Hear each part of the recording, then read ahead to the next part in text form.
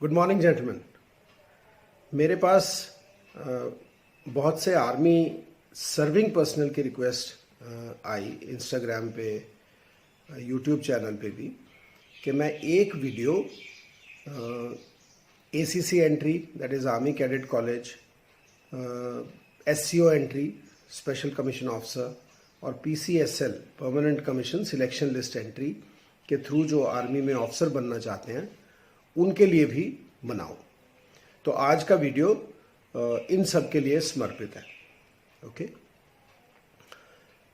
इससे पहले कि मैं शुरू करूं, एक छोटी सी आपको स्टोरी सुनाता हूं। एक आदमी क्रैब्स, केकड़े होते हैं ना, वो विदेश में भेजता था, और जिस डिब्बे में वो केकड़े भेजता था उस पर ढक्कन कभी नहीं लगाता था। और जब वो पहुंचते थे वहां पे और वो आदमी उन केकड़ों को गिनता था तो उसमें पूरे के पूरे केकड़े निकलते थे, और वो बहुत हैरान होता था कि ये ऐसा क्यों होता है। तो भेजने वाले ने बताया कि ये इंडियन क्रैब्स हैं। जब भी एक केकड़ा बाहर निकलने की कोशिश करता है तो बाकी केकड़े इसको लात पकड़ के पीछे खींच लेते हैं, जिसके कारण कोई भी केकड़ा निकल नहीं पाता और हमें ढक्कन की जरूरत नहीं पड़ती, हमारे पैसे बच जाते हैं। कुछ ऐसा ही सीन हमारे यूनिट्स में भी होता है। जब भी कोई जवान ऑफिसर बनने के लिए सोचता है तो उसके जो बाकी साथी हैं, सबसे ज्यादा बड़े दुश्मन उसके वही होते हैं, क्योंकि वो खुद तो ऑफिसर या तो बनने की क्षमता नहीं रखते या बन नहीं पाए, लेकिन वो चाहते हैं कि बाकी भी ऑफिसर ना बन पाए, तो वो उसको डिस्करेज करते रहते हैं। तो सबसे बड़ा डीमोटिवेशन फैक्टर जो है वो आपके साथी हैं, और इस डर को, इस पीड़ा को आपको खत्म करना ही पड़ेगा। जब भी आप कुछ करोगे, कोई ना कोई कमेंट के अच्छा तू अफसर बनेगा, और गलती से अगर ना बन पाए तो फिर वो आपके पीछे पड़े रहेंगे, तू तो अफसर बनने लगा था। सो ये चीज जो है इसको आपने डिसरिगार्ड करना है, आपने छोड़ना है, क्योंकि आप जितनी मेहनत इसमें करेंगे, कम से कम आपने मेहनत तो करी, वो तो ये मेहनत भी नहीं कर रहे, तो आप एक बेहतर इंसान तो जरूर बन के निकलेंगे। दूसरा इशू है स्पोकन इंग्लिश का इशू, क्योंकि हमारी जो भाषा आर्मी में है वो रीजनल लैंग्वेज या हिंदी लैंग्वेज हम इस्तेमाल करते हैं, और इंग्लिश भाषा जो है हमारे घरों में नहीं बोली जाती। और इसी तरह से जब आर्मी में हम आते हैं तो बहुत कम जगह हैं जहाँ पे जवान या जेसीओस को इंग्लिश बोलने का मौका मिलता है। कई बार ऑफिसर्स आपको कह देते हैं कि चलो आप मेरे से इंग्लिश में बात किया कीजिए क्योंकि आपने एसएसबी के लिए जाना है, लेकिन आज के ज़माने में ऑफिसर्स इतने कम हैं, रिस्पॉन्सिबिलिटीज़ इतनी ज़्यादा कि उसकी इंटेंशन भले ही सही है, लेकिन उसके पास इतना समय नहीं है कि वो आपको दे पाए और आपके साथ स्पोकन इंग्लिश की प्रैक्टिस कर सके। तो उसको भी आपने खुद ही इम्प्रूव करना है। तो उसका मैं आपको एक तरीका बताता हूँ।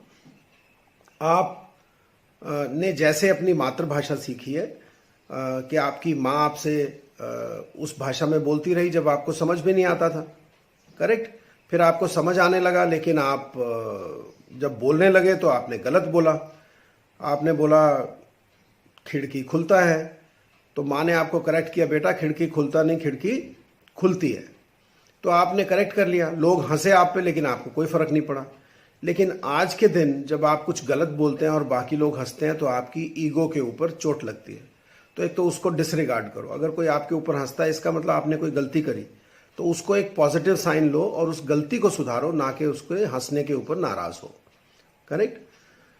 तीसरी चीज है कि इसी के ऊपर अगर, और फिर आपने धीरे धीरे धीरे आपको मास्टरी हो गई उस लैंग्वेज पे। किसी भी लैंग्वेज को सीखने का यही तरीका है। कभी भी बाजार से ग्रामर वाली किताब लेके इंग्लिश सीखने की कोशिश मत करना, क्योंकि जब आप ग्रामर के चक्कर में फंस जाओगे तो पहले आप अपनी मातृभाषा में सोचोगे, फिर उसको इंग्लिश में कन्वर्ट करोगे, ग्रामर लगाओगे और इतने में बोलोगे, इतने में तो गाड़ी निकल चुकी होगी। तो बेहतर तरीका वही है जैसे आपको माँ ने आपकी भाषा सिखाई। और वो कैसे, अब आप कैसे करेंगे? आप आधा घंटा सुबह और आधा घंटा शाम को दूरदर्शन इंग्लिश चैनल की न्यूज सुनिए। उससे आपको दो फायदे होंगे। एक तो जो आपकी माँ बात करती थी आपसे, वो दूरदर्शन आपसे बात करेगा, और दूसरा, जब आप करंट अफेयर्स का आधा घंटा का चैनल सुबह और आधा शाम को सुनेंगे तो आपके करंट अफेयर्स भी इंप्रूव हो जाएंगे, जिसकी आपको मदद एसीसी रिटन एग्जाम में भी और उसके साथ साथ एसएसबी इंटरव्यू में भी मिलेगी। ओके। और दूसरी चीज है कि 1 घंटा इंग्लिश का न्यूज़पेपर पढ़ना शुरू करो, ऐप से नहीं, इंग्लिश न्यूज़पेपर हमारे यूनिट्स में, लाइब्रेरीज में आता है। अपना न्यूज़पेपर लीजिए और उसको 1 घंटा पढ़िए, आगे से लेके पीछे तक। उसमें चोरी चकारी रेप वो न्यूज़ छोड़ दीजिए, उसकी ज़रूरत नहीं है। National, international, politics, current affairs की जितनी बाकी नॉलेज इन्फॉर्मेशन है उसको आप पढ़िए, उससे आपकी इंग्लिश भी सुधरेगी, करंट अफेयर्स भी बेहतर होगा। तो ये तो आपने, और अगर आपका कोई दोस्त सुनने को तैयार हो जाए या आप 2-3 हो तो आपने जो पढ़ा है उसको बोलने की कोशिश कीजिए, दूसरे सुधार सकते हैं। अगर उसमें इतनी क्षमता नहीं है तो आप अपना जो आपने बोला है उसको आप वीडियो रिकॉर्ड कर लो और फिर अपने आप सुनिए कि आपने उसमें क्या गलती की है। तो उससे भी आपकी धीरे धीरे, आपको पता नहीं चलेगा, 3-4 महीने में आपकी इंग्लिश अपने आप इंप्रूव होने लगेगी। अब तीसरी चीज है कि पूरा टाइम आर्मी में हम लोग आपको बोलते हैं कि जो बोला है वो करो, सोचो मत।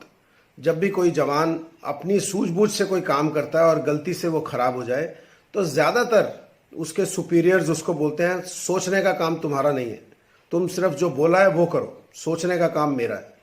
और जब आप एसएसबी में जाने लगते हैं तो फिर हम आपसे पूछते हैं कि आप सोचते क्यों नहीं। अब ये बड़ी विडंबना है, ये एक डायलमा है, करेक्ट। तो उसके लिए आपको तैयार होना ही पड़ेगा। आर्मी आपको काफी मौका देती है कि आप पूरी सैलरी पाते हैं और आपको एसीसी के लिए तैयारी करने का पूरा मौका देती है। और एसीसी एग्जाम आप लोग मेहनत से पढ़ते हैं और पास हो भी जाते हैं, ठीक। अब रह गया सवाल इंटरव्यू में पास होने का, एसएसबी में पास होने का। उसके लिए अभी जो हमारी ह्यूमन रिसोर्स डेवलपमेंट सेंटर्स हैं, HRDCs, उसके अंदर एक तो जो स्टाफ है हमारा एजुकेशन का स्टाफ, वो अनफॉर्चुनेटली एसएसबी क्वालिफाइड तो होता नहीं। वो अपनी सूझबूझ से, अपनी कैपेबिलिटी से आपको पढ़ाने की कोशिश करता है। मैं नहीं कहता कि उसकी इंटेंशन गलत है, लेकिन उसमें वो कैपेबिलिटी नहीं होती कि आपको उस सही रास्ते पे चला सके। और जो एसएसबी के क्वालिफाइड ऑफिसर्स होते हैं उस ब्रिगेड में, डिवीजन में, कोर में, जिनको लगाया भी जाता है, उनके पास समय इतना नहीं होता। क्योंकि अगर मुझे आपको वाकई सिलेक्ट करवाना है तो मुझे आपको इंडिविजुअली सभी टेस्ट के थ्रू पास करना चाहिए और उस टेस्ट में डाल के फिर आपको इंडिविजुअल फीडबैक दिया जाए। क्या कभी एचआरडीसी में कोई आपका इंडिविजुअल पर्सनल इंटरव्यू पूरा करके फीडबैक देता है? मेरे को नहीं लगता देता, क्योंकि मैंने काफ़ी एचआरडीसीज के अंदर लेक्चर्स दिए हैं, उसमें ये सुविधा अवेलेबल नहीं होती।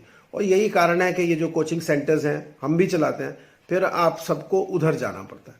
और उसमें कोई हर्ज भी नहीं है, उसमें कोई नेगेटिव चीज़ भी नहीं है। आफ्टर ऑल एम आपका है कि आपको सिलेक्ट होना है और आपको एक इंडिविजुअल फीडबैक की आवश्यकता पड़ेगी कि आप साइक टेस्ट में अगर गलत कर रहे हैं तो कहाँ कर रहे हैं। क्योंकि जब आप अपनी स्टोरीज लिखते हैं तो आर्मी में एक आप डिस्कस किससे करते हैं? अपने साथियों से।